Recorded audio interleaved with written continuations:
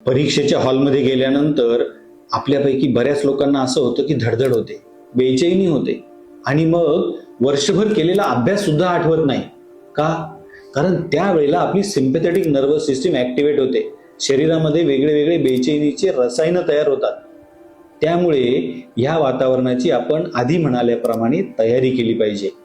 ही anxiety निर्माण होणार नाही, ही बेचैनी निर्माण होणार नाही, याचा आपण आधीपासूनच सराव केला पाहिजे.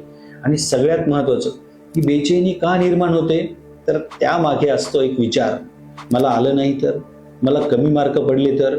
म्हणजे निकालाचा विचार करून आपण परीक्षेत कमी पडतो. महत्वाचं यावेळी असं आहे की निकालाचा विचार करू नका, परीक्षेच्या प्रोसेसला एन्जॉय करा. परीक्षेला सुद्धा आपण हसत मुखाने सामोरे जाऊ शकतो, कारण शेवटी ही परीक्षा आहे आणि विद्यार्थी दशेतला हा एक अविभाज्य भाग आहे. पण हे आपलं आयुष्य नाही, आयुष्यात खूप काही करायचं आहे.